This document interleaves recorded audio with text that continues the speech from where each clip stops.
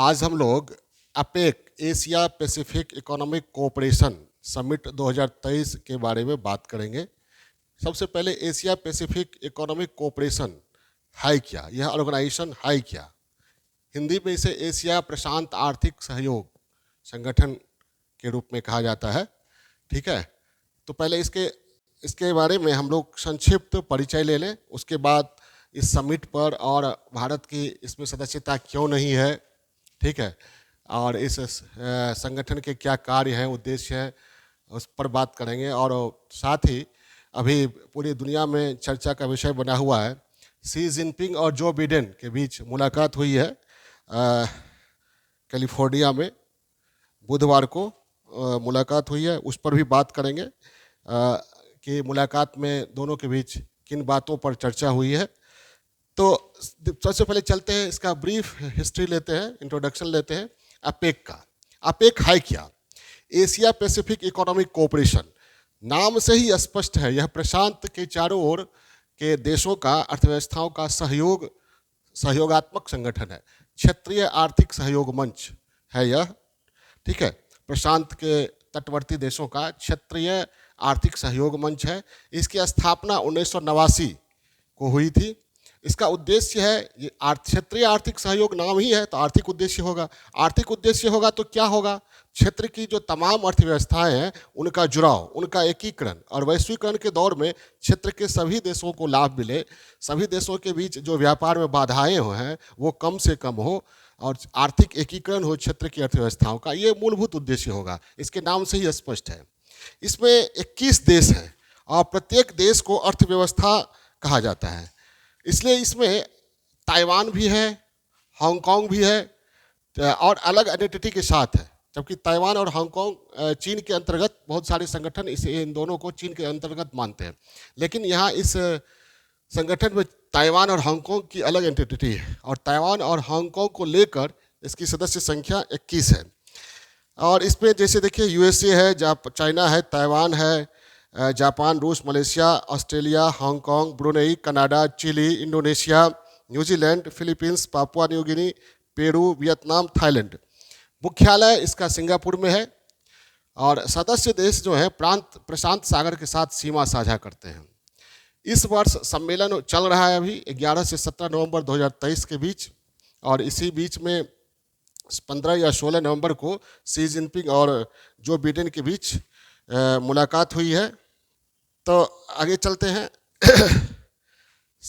और ये इसमें ये इस वर्ष का थीम है creating resilient and sustainable future for all.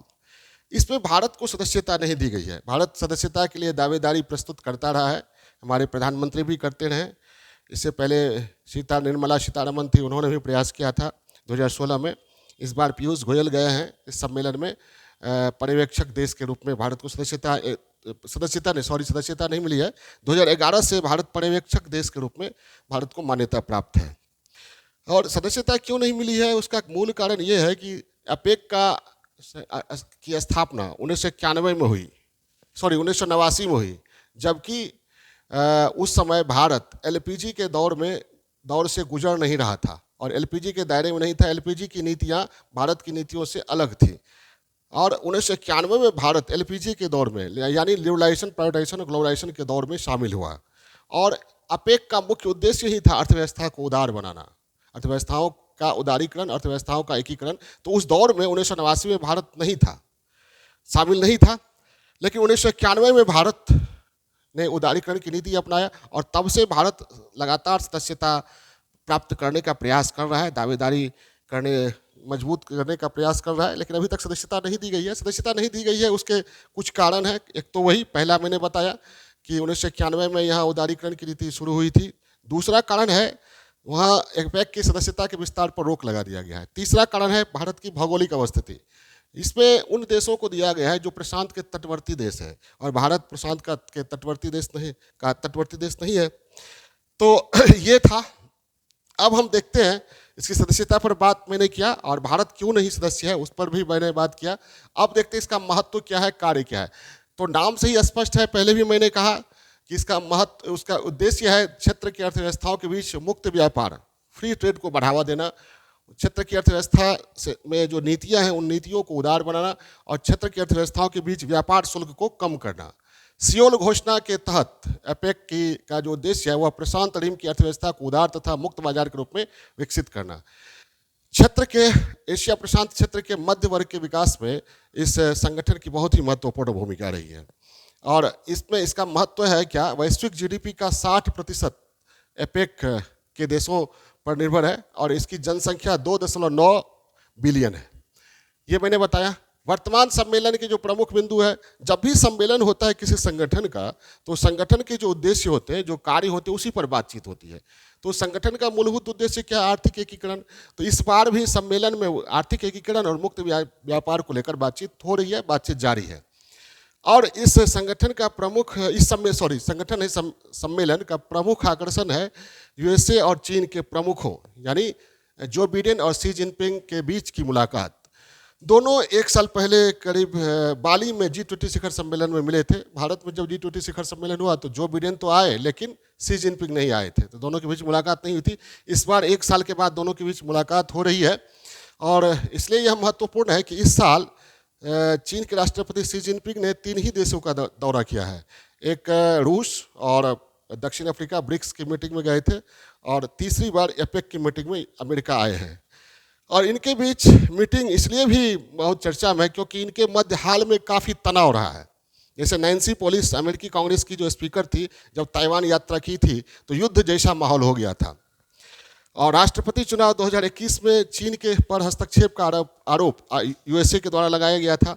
और कुछ दिनों पहले न्यूज में छाया हुआ था एक स्पाई बैलून अमेरिका के आकाश में उड़ता हुआ देखा गया। माना गया, वर्ल्ड मीडिया ने कहा, यह अनुमान लगाया गया कि यह स्पाई बैलून जो है वो चीन का है और अमेरिका ने उसे नष्ट कर दिया था। तो स्पाई बैलून मामले को लेकर भी यूएसए और चाइना के बीच काफ़ी तनाव। अब ये 2 बड़े देश हैं और महाशक्ति हैं और इनके बीच अगर तनाव होता है, संघर्ष की स्थिति उत्पन्न होती है तो इसका खामियाजा इन दोनों को तो भुगतना पड़ेगा ही और पूरे विश्व को भी भुगतना पड़ेगा। दरअसल पूरा विश्व इस तरह एकीकृत हो चुका है कि अगर एक देश में कहीं आग लगती है तो वह आग पूरी दुनिया को प्रभावित करेगी। आज इस तरह की स्थिति हो गई है ग्लोबलाइजेशन के दौर में। इसलिए किसी भी 2 देश के बीच तनाव ना हो, इसलिए यह दुनिया के हित में है। इसलिए यह एक्सपर्ट कहते हैं कि इन दोनों के बीच सहयोग हो, संघर्ष की स्थिति ना हो, ये इन दोनों के लिए भी अच्छा है और पूरी दुनिया के लिए भी अच्छा है। अब शी जिनपिंग और जो बिडेन के बीच जो मुलाकात हुई है उसमें किन बातों पर बातचीत हुई है, मीडिया में जो अभी खबरें आई हैं उसके आधार पर मैंने यह ब्रीफ एनालिसिस किया है। सबसे पहले दोनों के बीच मिलिट्री कम्युनिकेशन फिर से बहाल करने पर सहमति बनी हुई है जो बहुत दिनों से बंद है। और इसमें शी जिनपिंग ने किन बातों पर जोर दिया है वो एनालिसिस के लायक है, समझने के लायक है। उन्होंने कहा है कि अमेरिका को ताइवान को मदद देना बंद करना चाहिए, हथियार देना बंद करना चाहिए और ताइवान का विलय हम करके रहेंगे, शी जिनपिंग ने कहा। यानी शी जिनपिंग ने यह अपने कथन के द्वारा यह सिद्ध करने का प्रयास किया कि ताइवान पर जो चीन की नीति है, मेनलैंड चाइना की नीति, साम्यवादी चीन की नीति, उसमें कोई बदलाव नहीं होगा। यानी ताइवान को लेकर तनाव बना रहेगा चीन और यूएसए के बीच। उसके बाद हाल के दिनों में अमेरिका ने चीन के निर्यात पर नियंत्रण लगाया है। तो इस मामले को लेकर भी शी जिनपिंग ने यूएसए पर आरोप लगाया है कि अमेरिका को चीन के निर्यात पर नियंत्रण नहीं लगाना चाहिए, एक तरफा प्रतिबंध नहीं लगाना चाहिए। शी जिनपिंग ने यह भी कहा कि साइंस टेक के विकास पर दबाव डालने का प्रयास अमेरिका के द्वारा किया जा रहा है।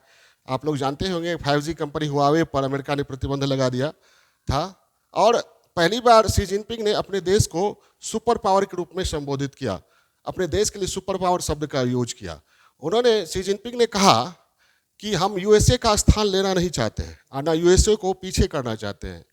धरती इतनी बड़ी है कि 2 सुपर पावर यहाँ रह सकते हैं।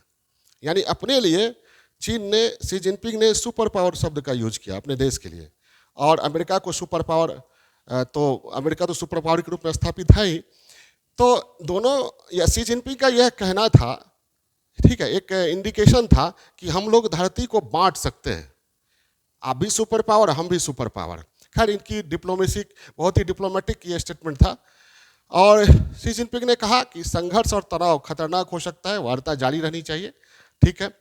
तो अपनी शिकायतें शी जिनपिंग ने व्यक्त किया अपने कथन में मीटिंग के दौरान। बाइडेन ने क्या कहा? बाइडेन ने कहा कि शी कम्युनिस्ट तानाशाह हैं और ताइवान पर जो अमेरिका की नीति है पूर्ववत बनी रहेगी। ताइवान के चीन में विलय का अमेरिका भरपूर विरोध करता रहेगा। और ये बाइडेन ने भी इस बात पर जोर दिया कि तनाव जो है उसको दूर करने के लिए वार्ता होनी चाहिए, गलतफहमियां नहीं होनी चाहिए, क्योंकि तनाव अगर संघर्ष में बदला तो अमेरिका, चाइना और पूरे विश्व को इसका बहुत ही गलत खामियाजा, बहुत ही बुरा खामियाजा भुगतना पड़ेगा। तो ये बाइडेन। अब यूएसए के द्वारा यह भी कहा गया कि दोनों के बीच, जैसे चीन और यूएसए के बीच, यूएसए के जो वाणिज्य सचिव है गिना रेमंडो, उन्होंने कहा कि चीन और यूएसए के बीच 700 अरब डॉलर का कारोबार है, जिसमें 99% निर्यात कंट्रोल से बाहर है। इसलिए चीन का जो आरोप है निर्यात पर नियंत्रण लगाना, चीनी निर्यात पर नियंत्रण लगाना, वो बहुत ही मजबूत आरोप नहीं है। और चीन और यूएसए एक दूसरे पर निर्भर हैं। ये राष्ट्रीय सुरक्षा सलाहकार अमेरिका के जैक सुलिवन ने भी कहा कि चीन और यूएसए एक दूसरे पर निर्भर है। वास्तव में एक दूसरे पर दोनों निर्भर है। अगर चीन कोलैप्स होता है तो यूएसए को भी भुगतना पड़ेगा, यूएसए कोलैप्स होता है तो चीन को भुगतना पड़ेगा। उसके बाद एक महत्वपूर्ण मुद्दा पर बातचीत हुई, फेंटानिल नामक एक ड्रग जिसका यूज चाइना दवा बनाने में करता है। और फेंटानिल ड्रग का इस्तेमाल करने से अमेरिका में प्रतिवर्ष 70,000 लोगों की मौत होती है। तो अमेरिकी राष्ट्रपति ने इस मुद्दे को उठाया और चीन ने आश्वासन दिया कि फेंटानिल के प्रोडक्शन पर चीन में नियंत्रण बनाने का प्रयास किया जाएगा। एक महत्वपूर्ण बात यह भी हुई दोनों नेताओं के बीच कि आर्टिफिशियल इंटेलिजेंस को न्यूक्लियर कमांड से अलग रखा जाएगा।